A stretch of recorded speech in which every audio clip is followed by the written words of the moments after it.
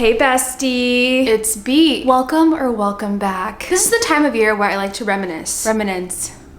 Am I saying that right? This is the time of year where I like to think about how fucking hard I worked, okay? You have to take some time to remember the journey. And I know the journey has a lot of ups and downs. And so, similar to last year's video, I'm about to give you the tea on how to grow your YouTube channel. Now, if you're looking for the engage with your audience, be consistent type of commentary, this isn't that video. I'm gonna give you unconventional tips that literally no one told me or bothers to share online. Everyone seems to give the same cookie cutter answers, and it's like, why even make the video? If I'm gonna take the time out to make a video to help you guys, I'm gonna give you something no one else is giving you. Now, I'm also gonna link down below the video I did last year because I still think that it's very relevant, but I do think there are different things this year that also are helpful because social media always is changing and the algorithm's always changing, so you really do have to keep your finger on the pulse. But anyways, let's get into it. So really quick, my name's Bria if you're new here, and just a little context around my YouTube channel personally. I actually started YouTube in 2018. I didn't really take it seriously until like 2019 into 2020, and what I mean by take it seriously is I consciously made the decision that I want YouTube to become a job for me. I want it to be a revenue stream for me, and I need to show up and be more consistent. So I started posting weekly, and then at one point I was posting twice a week. I really started to take it seriously and treat it like a job because that's what I wanted. So with that, there was a very long period where I saw no return. And I want to make that clear because if you're watching this video, you probably feel like, why the heck am I doing this? Nobody's watching my videos. I've been there. But now if you look down, you might see the number of subscribers I have today, over 300,000. I was you though, okay? I didn't have any platform before this. I have built all of my channels myself through trial and error. I have cried hysterically while my now husband consoles me because I said, I feel so stupid because I'm making all these videos. I spend hours a week editing my videos. This is before I had an editor, for nothing. And nobody's watching my videos. And I really got into that victim mode. But I just want to give you a heads up. We ain't doing that shit anymore, okay? I want you to make the decision right now to stop playing the victim if you are, because it's not gonna help you. It's only gonna hurt you. When I decided to stop bitching and actually stop playing the victim, that's when things started to go my way. I said, you know what? Instead of crying about this, I'm gonna say, how can I fix this? What can I do to get to where I wanna be? And I'm gonna tell you the steps that I took to where I am today. But a little bit of background, last year, 2022, was my big year of growth. For a while, I was under like 10K. And finally, things popped off for me. I grew 100,000 subscribers in one summer. And by the end of 2022, I had over 200,000 subscribers. And now it's about a year later since I've made that first video about how to grow, and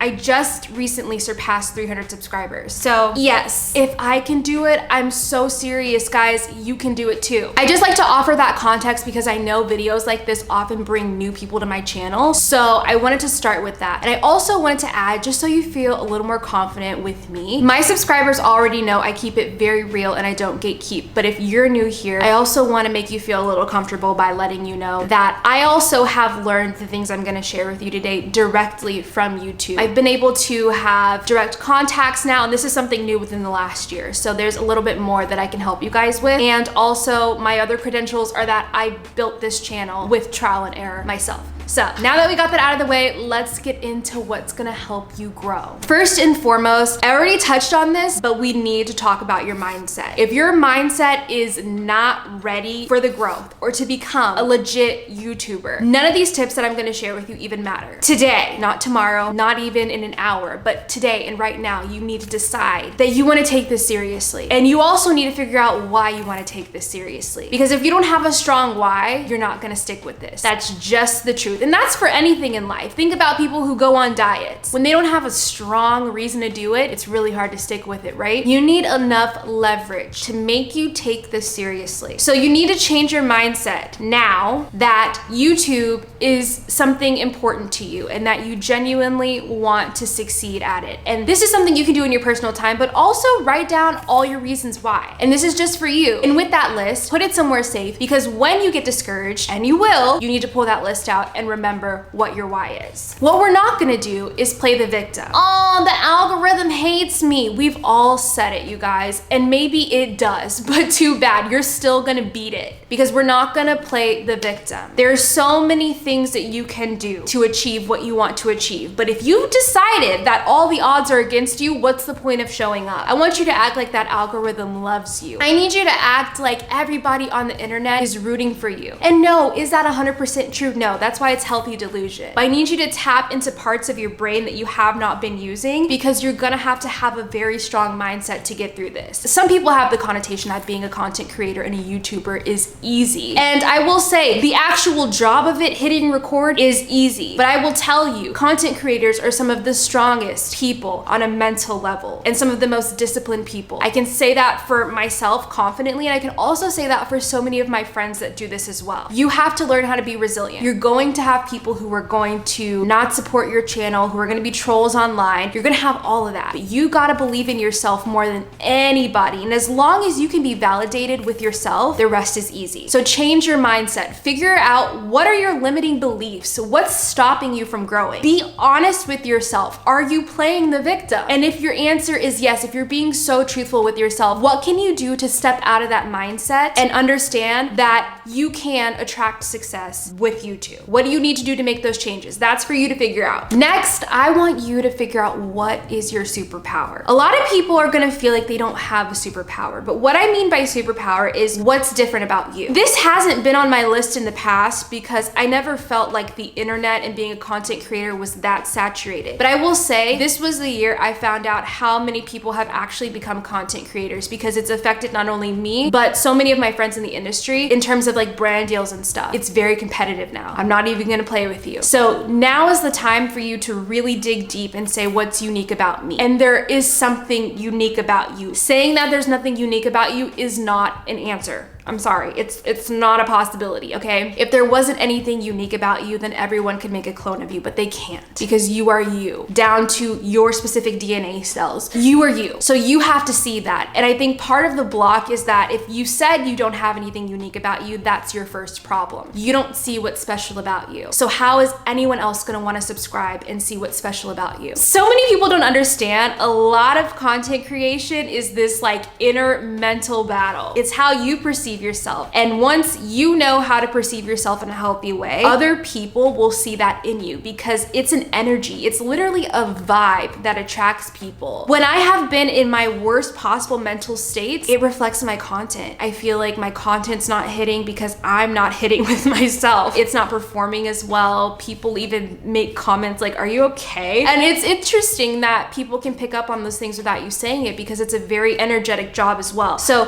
figure out what's unique about you, okay? You have a superpower. All right, this one might cut a little deep, but I need you to stop being a little sheep, okay? We've all done it. I have definitely been guilty of subscribing to sheep behavior. And what I mean by that is you just jump on trends that you see. Like, oh, everyone's doing a get ready with me, then I should do a get ready with me. Listen, I think the world has enough. Unless you really love them, no shade, that's fine. But if you're trying to grow, jumping on a very trendy thing is not going to be helpful for you unless you can offer something unique to that trend. So let me give you a little example. Get ready with me's, I've tried to make them work like pretty much all year. They're just not working for me. Now, if I do a get ready with me, it's because I want to do it. And that's the difference. And we're gonna talk about that in a little bit. But what I noticed is they just don't hit because that is a very, very saturated topic online, especially with people who look like me, my age, girls and women. So I said, what can I do instead? I didn't see as many people doing their hair instead of their makeup. So I started to do more with my hair and that kind of gave me a boost. And then to top that off, I also noticed that not a lot of people were having their husbands maybe help them get ready. So I started just in a fun way having my husband help me do my hair and things like that. And those have been a hit. It's taken years for that to click for me because I so badly wanted to force the get ready with me's to work. And a part of that issue was that I saw girls who were incredibly successful from Get Ready With Me. So I said, well, this must be the only way to success. But that's not true. There are 1,000,001 ways for you to reach success. And maybe it hasn't even been done yet. But imagine you just jumping in a long line. Like, seriously, think about it. If you went to the grocery store and there's a long line of people and there's one cashier who has nobody, are you gonna jump in the long line? It's crazy. I actually see that in real life sometimes because nobody's paying attention to the fact that you can actually go in a different line because they're being sheep. They're going with the flow. So how can you break that? How can you do something maybe that's popular, but how can you make it innovative and creative? I just want you to challenge yourself to not join the status quo, because what that does for you is it makes everything more competitive, and you're gonna think something's wrong with you when you're like, well, the video's working for her, why is it working for me? It's not a you problem, it's that's a saturated topic. Do something different. And yes, doing something different might feel really cringy, and it might actually be cringy, but doing what's cool doesn't get you to success. Okay, so get out of that trendy, what's cool mindset and be willing to try things that people haven't done, and just watch how cool that ends up being for you. Now, also something that you need to do is make content that you love. This kind of ties into the whole don't do what's trendy, because you're just gonna be thrown into a big pool of people doing what's trendy, but also do what you love. Okay, so if you wanna do something trendy, that's fine, but make sure that you love it. Because again, going back to how I personally feel like this job is very much energetic and very much so people read vibes even online. If you don't love what you're doing, I can smell that across the country. I can look at someone's video now and see if they're doing it because they think they have to, or because they love it. There's just something different about someone who's talking about something that they love. You can tell when someone really loves something, right? And I think that people as humans, we love that about each other. We love to see a human having a human experience and enjoying something. I don't fucking care if you're talking about tomatoes. If you fucking love those tomatoes and I can see the light in your eyes, and I'm like learning something about, you got Roma tomatoes, you got plum tomatoes, like I'm learning something from you. Do I really care about tomatoes like that? No, but I love that you love tomatoes. That is what's cool. So you can seriously talk about anything, guys. You can do anything, but as long as you're passionate about it, that's what people are gonna feel, and they're gonna be happy for you. Even if they don't realize it, they're gonna be like, why am I just drawn to this person talking about this thing? It's because you're a fucking joy to be around. That's why. Do you see what's happening in our world right now? I would love a moment to just have that glimmer of someone having pure joy about something, and that's what I look for when I look for someone to follow, because the world feels heavy today. So how can you bring that light to other people? How can you be a little bit of joy in someone's day? You can do that by not doing content you don't fucking care about. Talk about whatever you want. It doesn't matter if you think it's cool or someone else doesn't think it's cool. It's cool if you think it's cool. And to add to that point, there is literally a crowd for everyone. Everyone, okay? There's someone out there who has the same interest as you, and they're probably looking for you, but you're not posting. So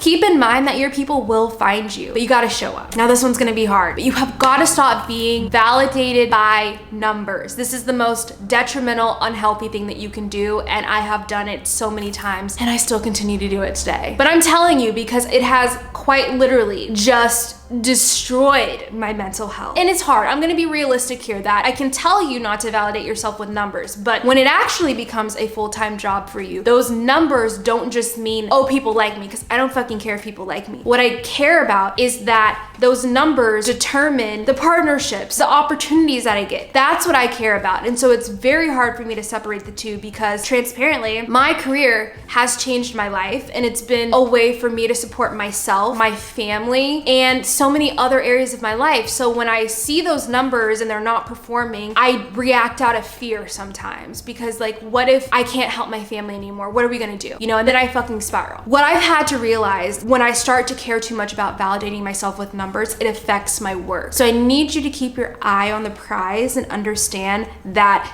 being a talented content creator is not something that just goes away overnight. Yes, your performance is gonna ebb and flow. The algorithms are going to change, but you stay making quality content. content. And when you feel yourself getting in that mindset of caring about the numbers, I want you to have an outlet. Have a friend, have a therapist, have someone to bring you back down and help you remember that you are so much more than your numbers, and you need to focus on the quality of your work and just continually improving the content that you make. Really quick, I want to play this video from Tyler, the Creator. Jordan Ward, he has a song called White Crocs that I really like. And I saw the video and it was at 29,000 views. And now I think it's at like 300,000 views. And I'm so proud of that, because the song's good. And I'm like, bro, I don't see this dude on fucking Hypebeast, on Academics, on this thing. And he's finding success within what he put out. And I hope he's not on label calls and they're like, we need something to go viral, we need bigger numbers. I hope he sees the success that that is having. I don't even know if that has anything to do with it, but to me, that 200,000 views that went up in the last few months, to me is like, man, keep that shit going, kid. And I hope the kids that's making music, or the people, the adults that's making music, don't let these numbers fuck with their creativity and things like that. So I want to show you that video because how cool is it, one, that Tyler, the Creator, someone who's wildly admired among so many people, a talented rapper, musician, producer, all the things. How crazy is it that he is on YouTube looking for really good music and finds this guy, Jordan Ward, who pretty much isn't discovered at all. I want you to remember that video anytime you start to freak the fuck out about numbers. You never know who's watching you. And if you want to continually just have the millions and millions of views, you're taking away from the fact that people know quality work outside of numbers. And these platforms, there's a lot more going against you than just being a good creator. So you gotta just disconnect yourself from those numbers, because I'm telling you, it doesn't mean you're a good creator if you have a lot of views. I'll tell you a little fun secret about me that's not so secret. Most of my videos stayed at 200 views for like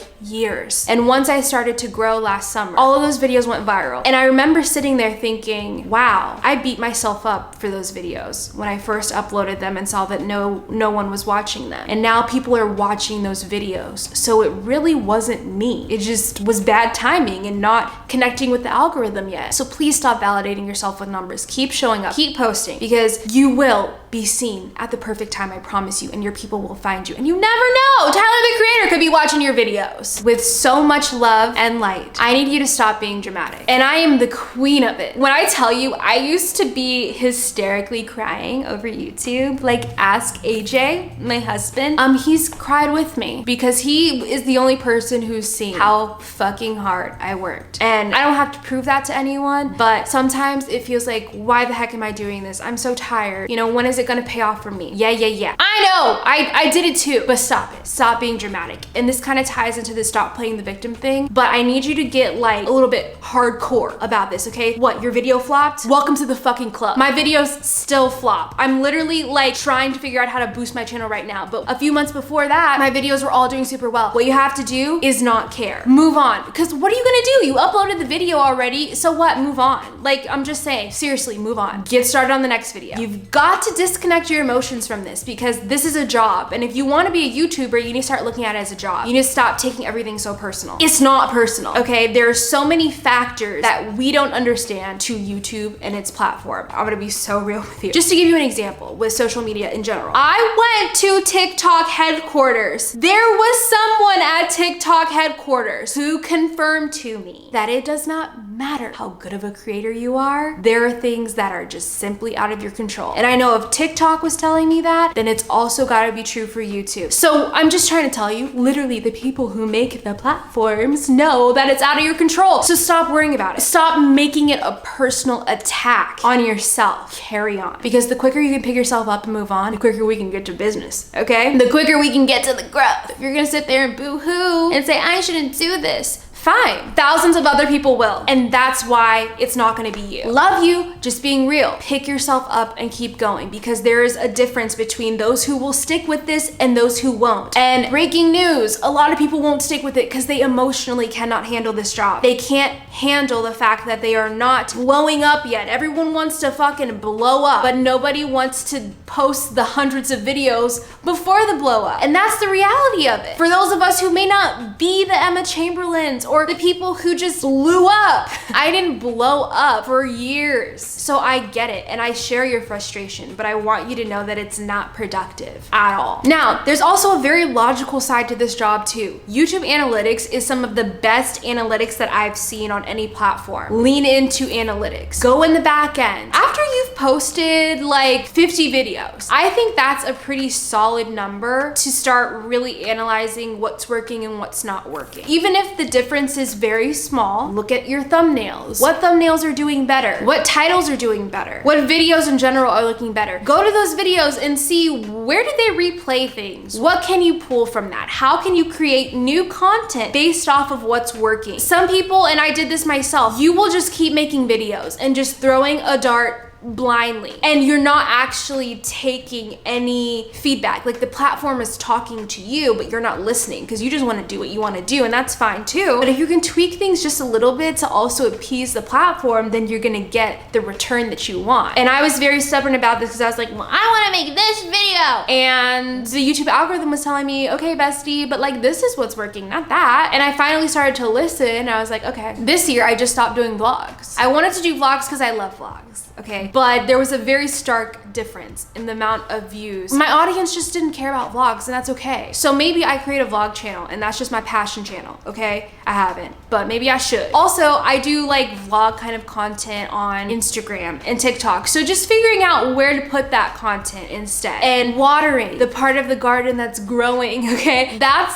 what my focus is. Like my therapist and I were talking, and she's like, you know what, moving forward, you need to focus on what's working for you, because I am very notorious for trying to make everything work for me. And what I've realized is a big part of that is an ego issue. I just want to prove everybody wrong. I can do it too. Sure, I've proved it, but did it make me happy? No. So why even do stuff out of egotistical desires? Like, why not just try to treat it like a business? Like, just because social media is associated with you and your personal life and your face doesn't mean you cannot treat it like a business. You have to. And business owners have to look at metrics. Business owners have to look at analytics and see what's working, because if there is no ROI, there is no profit. So you need to continually tweak things to become better and start treating yourself like a business versus treating yourself like, you know, this is a personal attack. So leaning into analytics really helped me, and I just started to emulate and repeat the things that was working, and I saw a lot of positive feedback from that. So get to it. Start digging through your numbers. Stop wishing to go viral.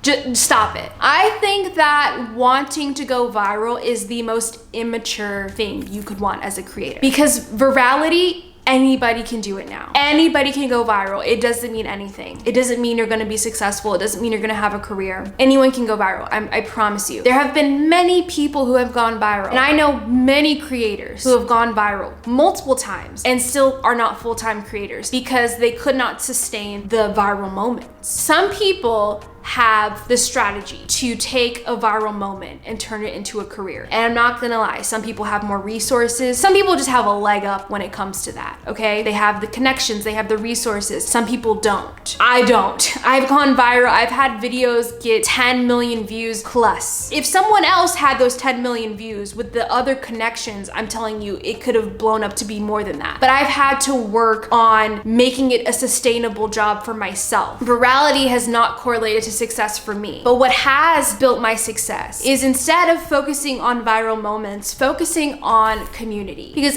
any day, I would rather have 100 die-hard followers and subscribers who just fully fuck with me and know that I'm never gonna tell them anything that's not true, and that if I recommend something, they're gonna love it. They're gonna convert for me. That's the community. If I have 100 of those people, that's what I want, versus having millions of people watch my video who don't even hit subscribe, don't care about me as a creator, don't care about my content. That's not what I want. I want people who are like, we can't wait to see what Bria's gonna post next. And I am so grateful to have built a community with people who genuinely care about me, and that's what I wish for. Even if my growth is slower, that's what I want. want, because when it comes to making YouTube a business, if you want to get involved with brand deals and stuff, you have to be able to convert. And you're only going to be able to convert if you have harnessed a community instead of just views, okay? So focus on community. I promise you, you will be so much more successful and fulfilled as a creator when you have a community of people who are genuinely supportive of you and just so rah-rah about everything you do. That's the kind of success you want to build. And last, you have absolutely got to shake that ass for the algorithm. Okay, I said this last year. It's like been the term that I coined. But basically what I mean by shaking ass for the algorithm is, yes, you have to do what the platform wants. So YouTube, TikTok, and Instagram, they all have things that they specifically want you to do as a creator, and they will reward you with views. Now, is that fair? Do I fuck with that? Absolutely not, because that has literally sent me into a spiral. But it's life, and we're not gonna play the victim. So we're just gonna shake that ass for the algorithm because we want to be YouTubers, right? Yes. So what is it that YouTube wants right now? Pay attention to what YouTube is promoting. What do you see on your homepage? What do you see when you log on to YouTube? See what they're genuinely pushing and look into those creators and see if those creators are doing anything specific. What I've noticed is that YouTube really wants people to start going live and doing more live streams. So that is one way to shake some ass for the algorithm. They are also still in heavy competition with TikTok. So Shorts is a very powerful way to get yourself into the algorithm a little bit more. So for me, I was already posting on TikTok every day. Last summer when I started to grow, my shorts are what went viral first. I was posting like 3 of those a day for months. And then all of a sudden everything blew up, and then my long form video started to blow up. But the shorts kicked it off because they want people who are consistent with shorts. That's why it didn't happen overnight. I was posting shorts for months, and then all of a sudden something in the algorithm said, this girl's been posting shorts, push her stuff. And I started to grow like crazy. I shook that ass for the algorithm. Also, YouTube now has memberships. So they want to promote creators who are doing this because this is something they want to proudly let everybody know that they're doing to support their creators. You gotta think about that stuff. You gotta think about, what do they want from me as a creator that will help push my videos? And it's not everything, but it's a small kind of big piece of the puzzle. So those are the things I would focus on moving forward. There are obviously so many tips that I could give you, but we would be talking forever. So I hope that this kind of gets you started. In the comment section, I always encourage you guys to leave down below what's working for you right now. The best way to get growth is to help each other out. Talk to each other in the comments, share what's working, share what's not working. Part of this journey is going to be a lot of trial and error. So don't be afraid if things aren't working for you. Like I said, water what's working and just tweak what's not. I'm always happy to do part 2, part 3 for you guys. If you want it, let me know in the comment section. But otherwise, if you're new here and you like this video, don't forget to subscribe. And if this was helpful at all to you, leave a thumbs up and let me know. I can't wait for you guys to come back and tell me how much you're growing on YouTube. I wish you all the best of luck with your YouTube growth, and I'll see you next week, guys.